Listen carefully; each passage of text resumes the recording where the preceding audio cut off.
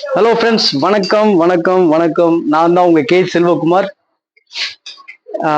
மறுபடியும் இந்த வீடியோவில் சந்திக்கிறதுல மிக்க மகிழ்ச்சி மகிழ்ச்சி மகிழ்ச்சி. ஏன்னா லாஸ்ட் டைம் நான் கேட்டிருந்தேன், நிறைய பேர் சப்ஸ்கிரைப் பண்ணியிருக்கீங்க, சப்போர்ட் பண்ணியிருக்கீங்க, நிறைய ஷேர், ஏகப்பட்ட என்கொயரிஸு. இதுதான் ஃப்ரெண்ட்ஸ், இந்த எனர்ஜி தான், நீங்கள் கொடுக்குற எனர்ஜியில் தான் நான் மேலும் மேலும் வளரணும். அதை தான் எதிர்பார்க்குறேன். உங்கள் சப்போர்ட்டுக்கு ரொம்ப நன்றி. வாங்க இன்னைக்கு நம்ம என்ன பண்ணுறோன்னு பார்ப்போம். இது வந்து பேர்ட் கேஜோட ஸ்டாண்டு, அதாவது சைனா கேஜ் சொல்லுவாங்க பார்த்தீங்களா, அந்த மாதிரி கேஜுக்கு இது ஸ்டாண்டு பண்ணிட்டு இருக்கோம். நம்ம கிட்டேயும் கேஜ் இருக்கு, சைனா கேஜ் டைப்ல நம்ம கிட்ட இருக்கு. எல்லாமே ஹெவியா இருக்கும். 2 ஃபீட் அவைலபிள், 2.5 இல்லை sorry 3 feet available, 4 feet available இப்போதைக்கு ரெடியா இருக்கு ஸ்டாக்கு. இது அதுக்குண்டான ஸ்டாண்டு பண்ணிட்டு இருக்கோம். இது பைப்போட சைஸ் பார்த்தீங்கன்னா 19 ஸ்கொயர் mm 1 mm திக்னஸ். இதே தான் லெக்குக்கும் யூஸ் பண்ணுவோம். இதுக்கு ஹெவியா நெட்டு வச்சு உள்ள பற்ற வச்சிருக்கோம். பிளஸ் இதுக்கு வந்து ஹெவியான போல்டு வந்து சாரி 10 mm போல்டு வரும் இதுக்கு. இந்த போல்டுலாம் இதுலயே நான் மாட்டி கொடுத்துருவேன். நீங்க வந்து வெறும்னே பைப்பு நிக்க வச்சு 4 பைப்பு இந்த போல்டு ரிமூவ் பண்ணி அதில் போட்டிங்கன்னா ஸ்டாண்ட் ரெடி ஆகிடும். கீழே உங்களுக்கு 4 வீலும் வந்துடும், 2 பிரேக் வீல், 2 சாதா வீலும் வந்துடும். இப்போ வந்து பார்த்தீங்கன்னா இந்த கலராக இருக்கிறது காரணம் வந்து பைப்பு வரும்போது இந்த மாதிரி கலர்ல தான் இருக்கும், ஆயிலோட இருக்கும், இந்த மாதிரி கலர்ல இருக்கும், ஆயிலோட இருக்கும் பைப்பு. இதை முதல்ல துணி போட்டு தொடச்சி எடுத்துருவோம். தொடச்சி எடுத்துட்டு அப்புறமா பார்த்தீங்கன்னா இந்த மாதிரி ஒரு கிளீனிங் ப்ராசஸ் ஒன்று பண்ணுவோம். ஏன் இந்த மாதிரி பண்றோம்னு கேட்டிங்கன்னா, ஃபர்ஸ்ட்லாம் வந்து நம்ம இது மாதிரி ஃப்ரேம் ஒர்க் முடிச்சதுக்கு அப்புறமா தான் கிளீனிங் ப்ராசஸ். அந்த கிளீனிங் ப்ராசஸ் பண்ணும்போது இந்த பைப்புக்குள்ளெல்லாம் அந்த கெமிக்கல் போயிட்டு கொஞ்ச நாள் கழிச்சு அந்த கெமிக்கல் வெளியே வருதான். அதாவது நம்ம ஹீட் பண்ணுவோம், பவுடர் கோட்டிங் அப்போ ஹீட் பண்ணும்போது இது வழியா அந்த கெமிக்கல் வெளியே வந்து கொஞ்ச நாளுக்கு அப்புறம் இந்த கார்னர் மட்டும் துருப்பிடிக்கிற மாதிரி கஸ்டமர் ஒரு கம்ப்ளைண்ட் சொல்லியிருந்தாங்க. அந்த கம்ப்ளைண்ட்டை வந்து நம்ம எடுத்துட்டு தான் இப்போ அந்த மாதிரி கம்ப்ளைண்டே வரக்கூடாதுன்றது யோசிச்சு இப்போ பைப்பை ஃபர்ஸ்ட் கட் பண்ண உடனே அந்த ஆயிலை ரிமூவ் பண்ணிட்டு இந்த மாதிரி கெமிக்கல் ப்ராசஸ் முடிச்சுட்டு அதுக்கப்புறம் தான் ஃப்ரேம் ஒர்க்கே பண்றோம்.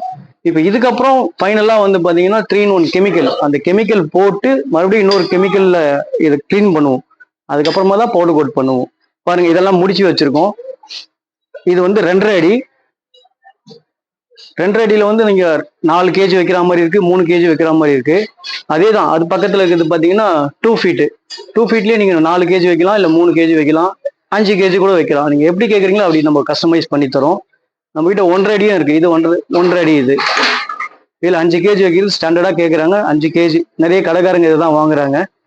டிஸ்பிளேல பேர்டு வைக்கிறவங்க எல்லாம் சின்ன கேஜில போட்டு போட்டு வைப்பாங்க. இது ஈஸியா இருக்கும். இதுக்கு கீழே ஹெவி வீல் வந்துடும். அதுக்கு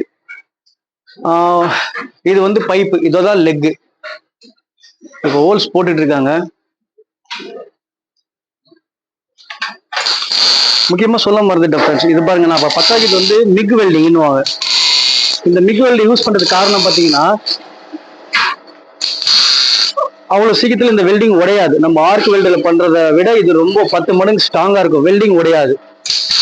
ஏன்னா இதுல வந்து CO2 கேஸ் யூஸ் பண்றோம். இந்த மாதிரி CO2 கேஸ் பிளஸ் 0.8 ஒயர். இந்த ஒயர் கூட பார்த்தீங்கன்னா நம்ம குவாலிட்டியான ஒயர் தான் யூஸ் பண்ணுவோம்.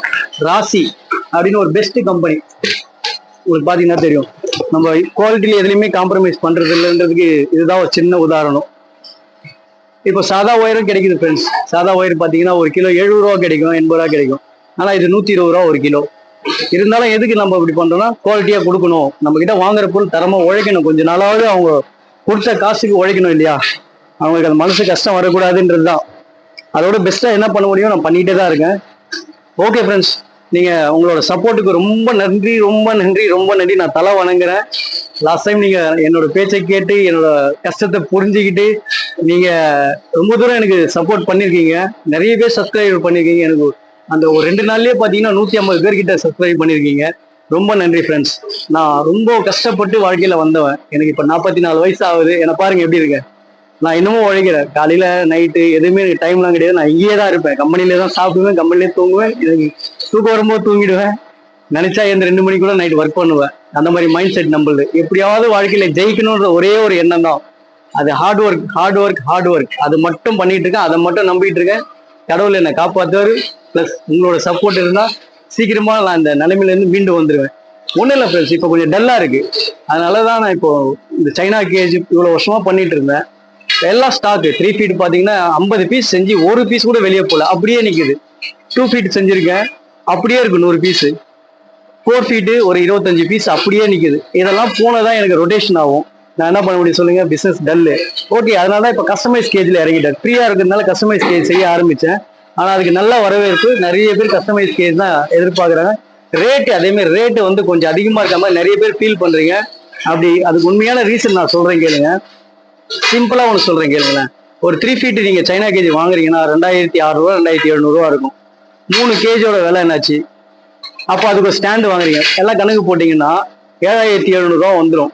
இப்போ நான் ஃப்ரேம் ஒர்க் பண்ணி எல்லாமே டிஸ்மேண்டில் டைப்பு, அதுக்கு எல்லாமே எஸ்எஸ் போல்ட் நட்டு, ஹெவி வீலு, எத்தனை காம்பனண்ட் எல்லாமே டிஸ்மேண்டில், அத்தனை காம்பனண்ட் பண்ணும்போது வெயிட் இன்க்ரீஸ் ஆகும், அதுக்குண்டான மெட்டீரியல் செலவாகுது. அதனால தான் அந்த ரேட்டு வருது, புரிஞ்சுக்கோங்க please. Okay friends, thanks for வாட்சிங். நம்ம நெக்ஸ்ட் வீடியோவில் சந்திப்போம். இதை பெயிண்ட் பண்ணுவோம் உங்களுக்கு நான் நெக்ஸ்ட் வீடியோவில் எல்லாத்தையும் சொல்கிறேன் friends. Thank you very much. Thank you.